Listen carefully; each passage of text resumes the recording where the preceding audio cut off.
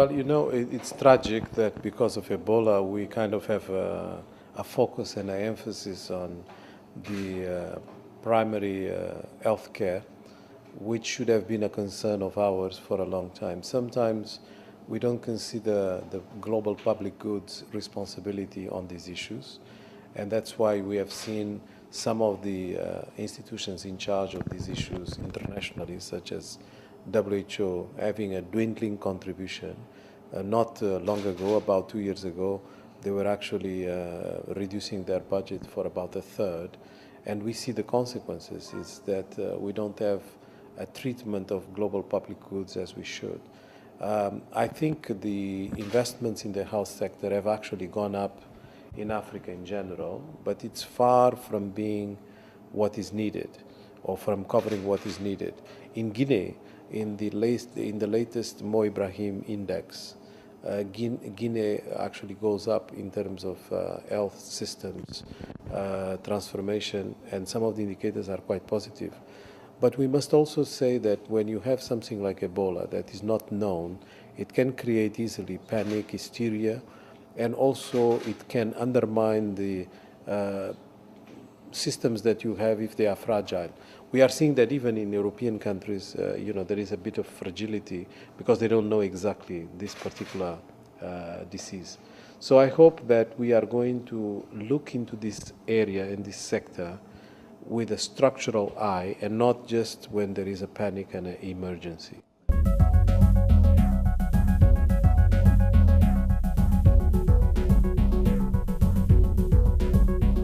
Well, you see, agriculture is very important because the majority of our labor force is in agriculture, and we expect that their contribution to the economy, which is already quite small, about 6% of combined Africa GDP, if we continue with the same trends, will go to about 2% in 10 years or so.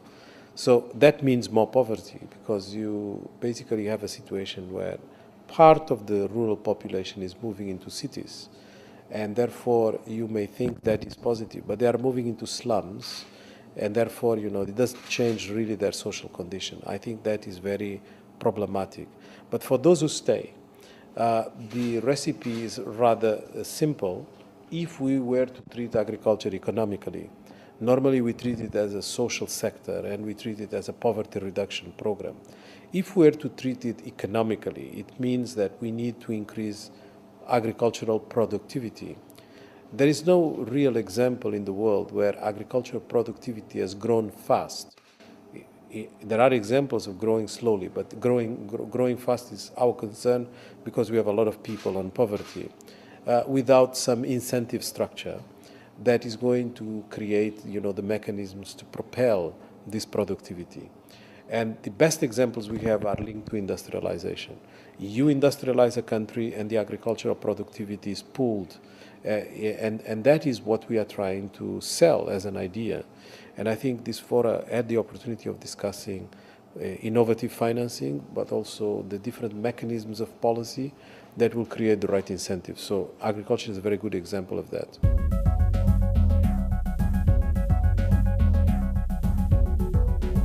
Well, illicit financial flows, first we have to look into its complexity. There is a part that is outright criminal.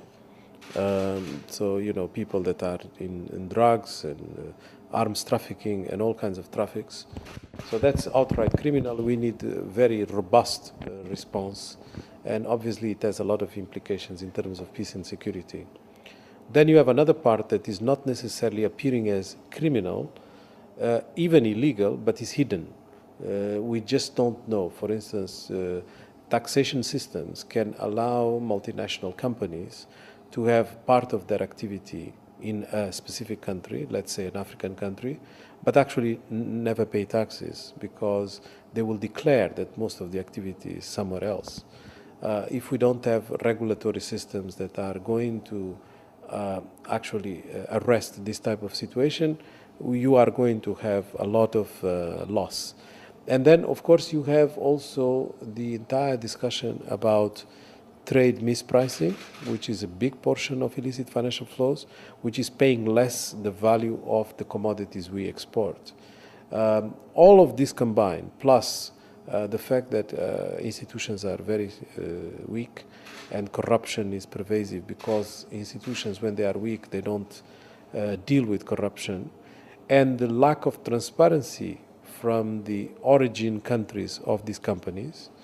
Like, for instance, the fact that we don't have transparency laws in Europe equivalent to what we have in the US with the Dodd-Frank legislation, create really a situation where the loss for Africa is quite huge. And at a micro level, you will see it from the extractive industries, for instance, that instead of promoting small mining, there's a very important contribution of women miners in Southern Africa, but this is not given its due respect and opportunity, because it's almost impossible to compete with those who are basically having their activity on the back of illicit flows.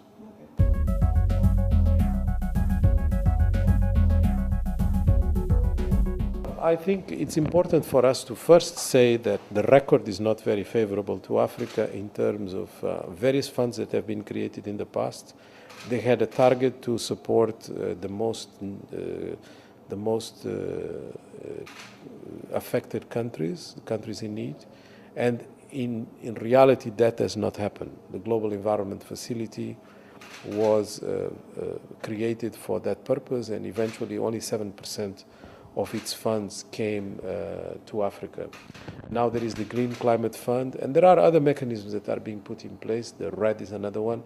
All of those, Africa is not taking the full advantage of the opportunities that are announced. Not because Africa doesn't want, not because Africa is not prepared, but because the complexity that is associated with this type of funding makes it very difficult for a small entity or even a small country to be able to present meaningful bankable projects.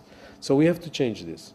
And that's why we are talking about climate financing as an innovative way of changing this picture, starting already with the creation of our own climate financing mechanism, which is part of a joint initiative by ECA, ourselves, African Development Bank, and the African Union, which now has a fund based in the African Development Bank to deal with climate financing in Africa. It's a small amount, but that one at least we control, and we know it's a very good start for us to start changing the debate about how to handle this type of complexity.